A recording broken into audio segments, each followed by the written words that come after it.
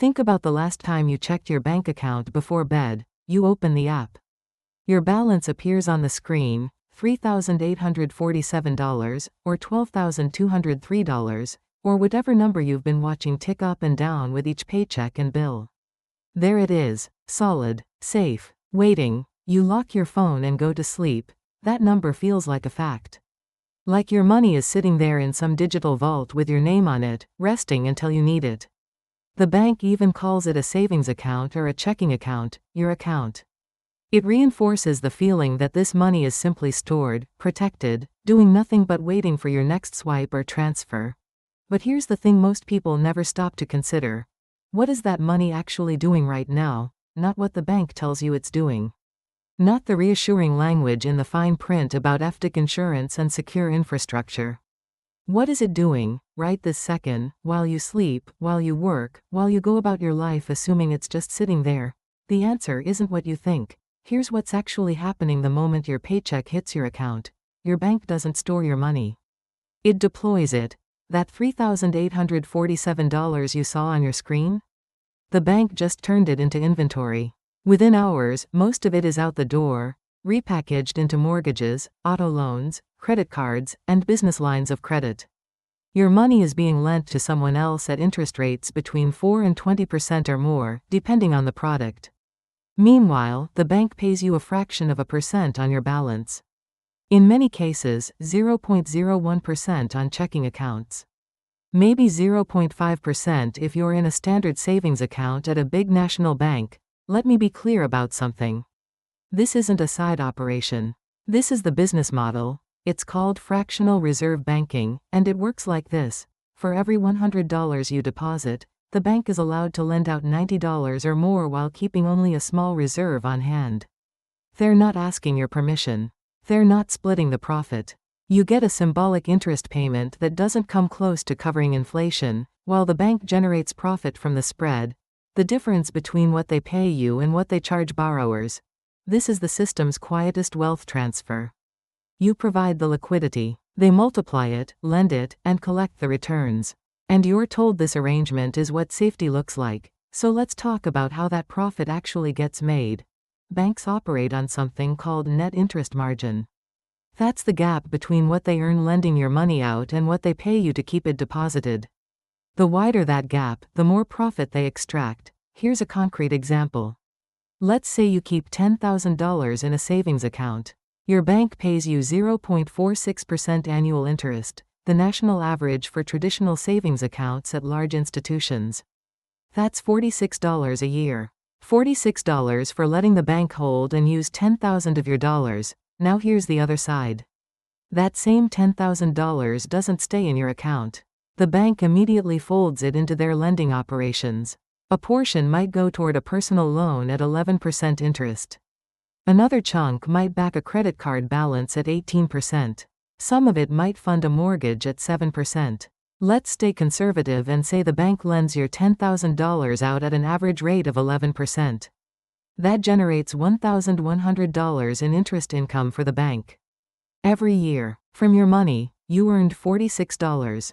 They earned $1,100. The difference, $1,054, is profit the bank made using your liquidity, your deposits, your decision to trust them with your money. And this isn't happening with just your account. This is happening across millions of accounts, every single day. The aggregate profit runs into billions annually for large banks. Meanwhile, your $46 in interest doesn't even keep pace with inflation. Your purchasing power is actively eroding while the bank compounds returns on the same dollar you think is sitting idle. Now let's go deeper into how your deposit gets multiplied, and why you never see that upside. Fractional reserve banking is the mechanism that allows banks to lend out most of what you deposit while keeping only a fraction in reserve. The reserve requirement used to be around 10% for many institutions, though regulations have shifted. But the principle remains. Your deposit becomes the foundation for far more lending than the original amount you put in. Here's how it works in practice. You deposit $1,000 into your checking account. The bank holds $100 in reserve and lends out $900 to someone else.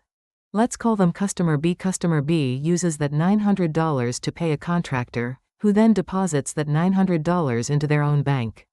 That second bank now holds $90 in reserve and lends out $810 to another borrower. That $810 gets spent and deposited again. Another bank lends out $729. And on it goes. By the time this cycle completes, your original $1,000 deposit has generated nearly $10,000 in total lending capacity across the banking system. 10 times the initial amount. That's the multiplier effect, but here's the twist. You still only have access to your original $1,000. You still only earn interest on that $1,000. The bank, and the broader system, just created $9,000 in additional lending power using your money as the foundation, and you see none of the compounding returns from that expansion. You provided the liquidity that made the multiplication possible. The banks captured the profit. And you're told this is how a stable financial system operates. You now see how the system works. But here's what most people still don't realize. Why banks push so hard to keep your balance high. Banks don't just want your money. They want a lot of it, sitting still, for as long as possible. That's why you see minimum balance requirements to avoid monthly fees. That's why they offer tiered relationship perks, free checks, waived ATM fees, slightly better interest rates. If you maintain $10,000, $25,000, or even $50,000 across your accounts. The messaging is subtle but constant. Keep your money here, keep it accessible, keep it liquid. They frame it as convenience, as security, as smart money management. But every dollar sitting in your checking or savings account is a dollar the bank is actively using to generate profit at your expense. Consider someone keeping $25,000 in a high-yield savings account at 4.5% interest. That's one of the better retail rates available right now. Sounds responsible, right? That account earns $1,125 per year. But the bank isn't holding that $25,000 idle. They're lending it out, folded into mortgage pools at 7.5%, auto loans at 8%, personal loans higher still. Let's stay conservative. The bank earns 7.5% on that $25,000. That's $1,875 in annual interest income. The spread, $750 per year, is pure profit. Per customer. Multiply that across millions of accounts. Now zoom out further. Historically, a diversified portfolio, stocks and bonds, returns somewhere between 8% and 10% annually over the long term.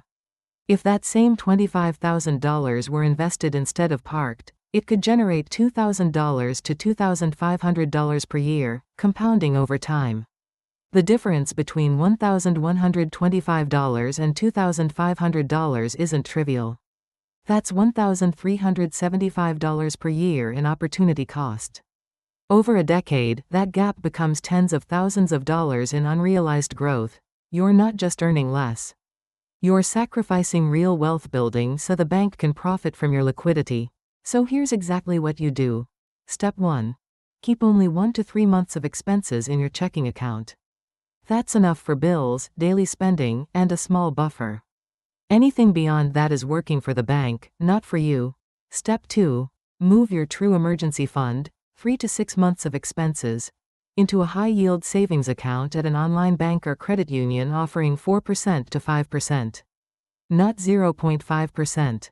Not the account your checking is tied to. Shop for the rate. That's your money. Make it work harder.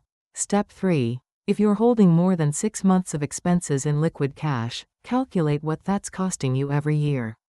Take your total balance, multiply by the difference between what you're earning and what you could earn in a low-risk alternative, treasury bills, money market funds, short-term bond ETFs.